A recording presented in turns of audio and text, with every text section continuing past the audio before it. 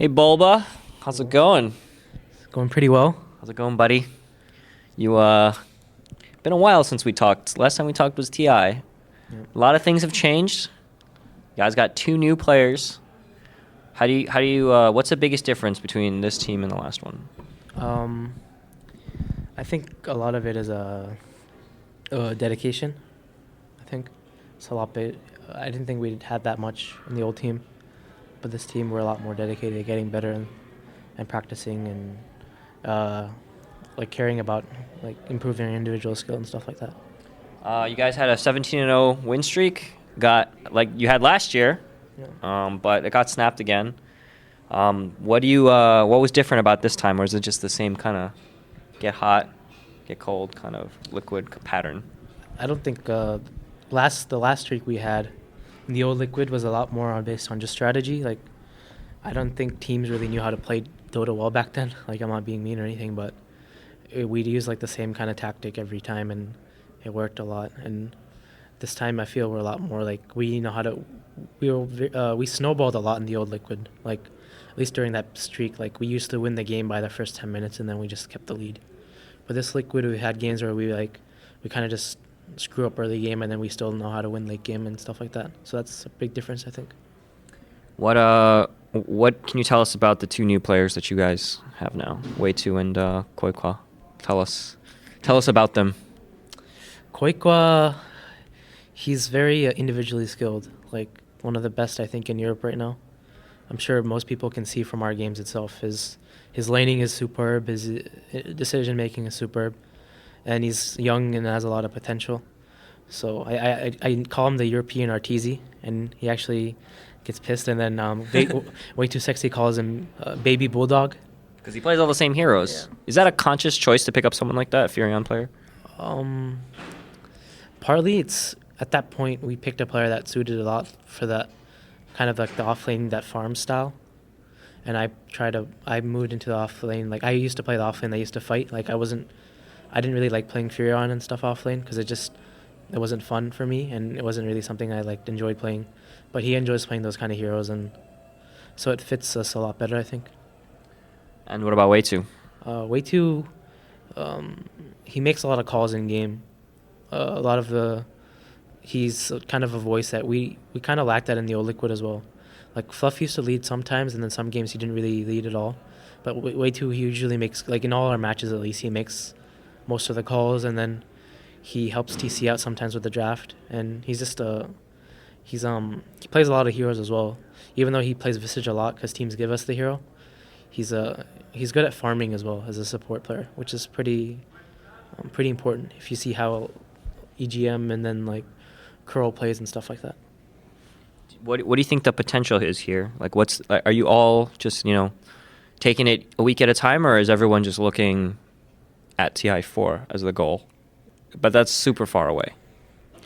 I think last year it was a lot of emphasis on TI3 as like our team. Like we were playing just for that. But I think this year it's gotten a lot better. I mean, there's so many tournaments, and this is kind of like a mini TI if you think about it. Like it's the same kind of, maybe not be the same amount of hype, but it's something really close, I think.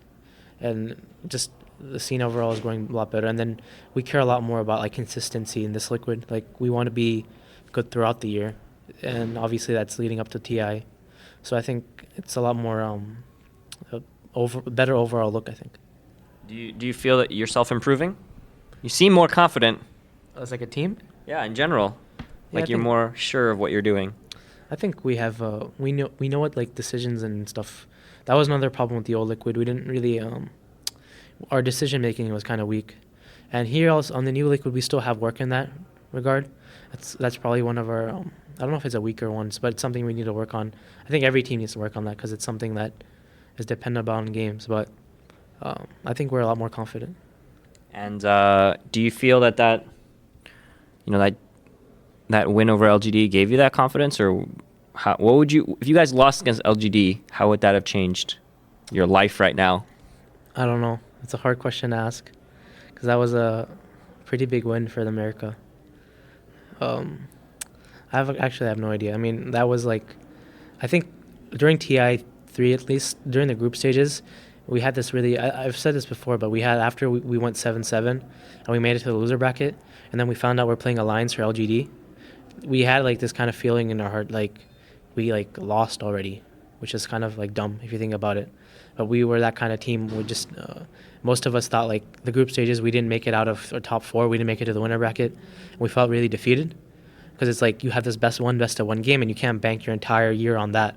But after beating that, we got a lot of confidence. I think like the three, like obviously like the 3 of us that are remaining, and it was I don't know if that victory really shaped what we are right now, but we did learn a lot from like watching like TI3 as like as a whole experience. We learned a lot about that.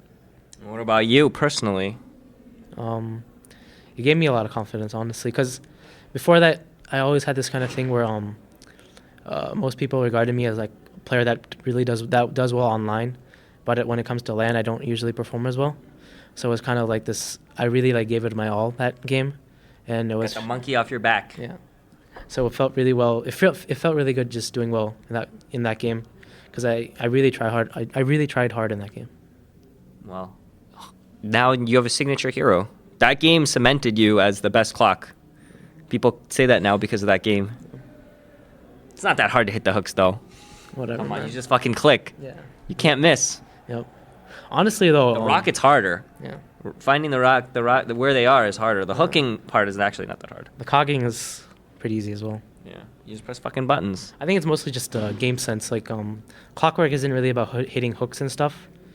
It's like most pro players or most players itself that play clock enough, they're gonna hit the hooks, and they're gonna hit the cogs, and it's mostly about like knowing what to do in the game. Because you're a hero that you can either change the game or you can just go in and feed every time. So I think a lot about the hero is just like knowing what to do in each situation and trying to like initiate, and then also like you can control the entire game flow with the hero. So that's why I like playing it a lot. And you guys seem to have hit your stride in 6.79. Anything new gonna come out this tournament, or? As for 6.7.9, can I just talk about the patch? Sure, yeah. The patch feels a lot more random. I don't mean like in a bad way. It just feels like it feels like any team can beat any team on this patch. Because like the old patch, there was a lot about just safe lane versus safe lane. There's more heroes. There's just more heroes that are viable. And it's like the old patch, it was very like cemented. Like you go safe lane, the other team goes safe lane. You'll go aggressive, the other team goes safe lane. It's like these kind of things, and then the games were won based on some move that one of the teams did at 10 minutes or just overall strategy. But this patch is like the lanes. There is no laning phase if you think about it. Everything is just so flexible. Besides maybe the mid lane, and even with mid lane, there's like the Lich dual lanes mid and stuff, which are really obnoxious. But this overall, like the patch feels a lot more flexible. So I think that's one of the things from the Chinese scene. If you notice right now, like no team is really like winning, and even the Western scene, like Alliance and Navi are obviously doing the best, but you can even see the Navi at the LAN they went to. They had some rough games versus Empire and stuff. So I think this patch is there's a lot more chaos in this patch. What's the potential for Liquid? From this LAN? Overall, we're gonna win TI4. I hope so. That's the goal this time, right? Yeah. I remember last time I asked you guys what your goal was, and everyone was like top 8, and that's exactly where we finished. Yeah. So. I mean, at that stage, I think we were happy with top 8. So. Well, would you be happy with top 8 this time? No. That was a really shitty.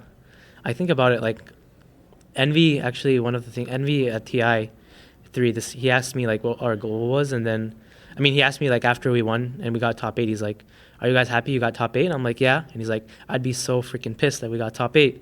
I'm like, "Why?" And he's like, "If you're not aiming for first place, why the hell are you playing?" So kind of, even though Envy is kind of a weird person, and like, weird. I don't think he's weird. Not weird. He's like, here. This is not weird. He's like, he's a different person. Like Yeah, he thinks differently. I think so. I kept that, and then I actually use that. Like, that should be something that most players keep. If you're not aiming for number 1, what the hell are you aiming for? Yeah, I think Jackie Mao has a weird, irrational confidence about himself. Yeah. He'll talk about anything and just be completely fine with it. I kind of respect him a lot. But he has a high opinion of you guys. He thinks you guys are going to do very well this tournament. So, gotta prove Ii-sama right. Yeah. I'm actually surprised he believes in, like, he has, every time I ask him or anything, he'll just message me, like you guys are like the best team we play and stuff, and then when we lose like games versus like Alliance or Navi, he's like, what the hell are you guys doing? Why are you playing so bad versus them and stuff? So It's a mental thing. yeah. I think it's good that you guys get to play Alliance and Navi a lot throughout the year leading up to TI, because I think a lot of it's mental. Really, like, just get over the block. I don't think it's like necessarily straight up skill. Do you think? Do you think the skill potential of this team is right there with those teams? I think so. I think a lot of it is, yeah, obviously it's mentality, and you can't fear them. I think, like, you go into the game, you fear them, and you think too much about what they can do, and you try and, like, you just go into their hands, especially Navi. Navi is a team that's one of the reasons I thought they've kept up is because, like, you're always just afraid of them. Like, you're afraid they're going to come and just push all your towers down, and then that makes you play worse than you normally do. Just another team. Just another team. Yet they're not. Yep. They're not. That puppy. Well, this is the first MLG with Dota 2. How do you like the event so far? Like, what you've seen? It's harder to like in Dota in TI it was like easier to meet the Dota fans, obviously, but here also there's plenty of Dota fans. I haven't really been hanging out as much outside because we've been testing the equipment and stuff, which we didn't get a chance to in TI. So that's kind of cool that we get to warm up and stuff. And as for the actual venue, it's a lot bigger than TI, but TI had this feeling where it felt really like homely. Like you go through the walls and homey. Homely? Homely means something God. that's Whatever. Homely does not mean what you want. Okay. Homey. Homey. It felt homey. It sounds weird. But you walk through the walls and you have these memories built up and everything just feels Dota. But this is like just kind of the venue, but obviously they did a really good job about like putting like all the stages and the seats. So. And you're almost done with school. Just another month or two. Yep. And then it's all in. Yep. TI4 all in. This past 2 weeks were like really bad for me because I had most of my exams. I mean, yeah, I saw you fucking feeding. Which game? Huh? Only one game. I only fed one game, dude. Oh, okay. That was the game versus Navi. I saw it. And I had an all-nighter the night before, so I'm gonna blame that. We beat Fnatic though before. No Johns, bro. We beat Fnatic though before that game. Remember I saw this? that. Yeah. Did you ban Wisp? Yeah, obviously. Fucking God. Wisp. We're not gonna give them Wisp. And please stop picking Carry Murano. Why are you flaming the Carry Murano? Because it's awful. You guys do bad with it. Do you like to support Murano? I like to support Murano. Fluff is really good with the support Murano. The 4 or 5 Murano. That's good. Triogre flame this Carry Murano as well. You guys are like 1-6 or something with Carry Murano. We beat Dignitas with it. Does that count? They don't even exist. Yeah, but we beat Dignitas with the Carry Murano. Okay. Yeah. That's what caused them to disband. The Carry Fuck, Murano. we lost to Liquid's Carry Murano. Why are you flaming TC's Carry Murano? Huh? Why are you flaming TC's Carry? TC knows I think he's really good. Yeah. He can't land an arrow for shit though. It's hard though. Like, I don't know. Arrows are hard. Like when it's a support Murano, you don't like care for the arrow for some reason, or maybe Fluff's just legit at. But when I'm playing versus like a one Murano, like I'm just like looking at the Murano, just waiting for the arrow to come out. But when it's a support, it's like I don't know. It's like it's weird logic. But maybe Fluff is actually kind of legit with that hero. I think he plays it like every pub game. Fluff's mechanics are really good. Yeah. So, okay. Well, we'll save some stuff for later on. I hope you guys do well. You guys, your first match is against Pretty Boy Swag, and then after that you're playing DK and Navi on the main stage. You nervous at all, or is it just nothing compares to TI, so it's just like whatever, right? I'm not nervous. I'm waiting to play them. Actually, it'll be fun. I can't wait to play DK because it's like if there's still that feeling of East and West, you don't really know who's playing ball right now. That's why before TI, I actually watched all the Chinese games, thinking there were some like gods. And I'm like, after TI and stuff, is like, these guys aren't as, like, they're still good, but they aren't as good as I thought they would be. So I'd see how the Chinese scene is right now. Okay. Well, let's do some shout-outs. Okay. Shout out to my team and its sponsors, Razer, Twitch, Shiny Things, Need for Seat, Barracuda, and Team Liquid, obviously. And thanks to you for the interview. No shout-outs to any special ladies? No ladies, dude. That's what you focusing on Dota in school now? Yeah. No advertisements. Oh yeah, the single thing. Yeah. I mean, I'm still single, but I'm occupied. Yeah. The way it should be. Yep. Yeah. Okay. Check out our other interviews. We'll be back on the weekend with a lot of other stuff. Good luck to you guys. Hope you make it far. See you in there.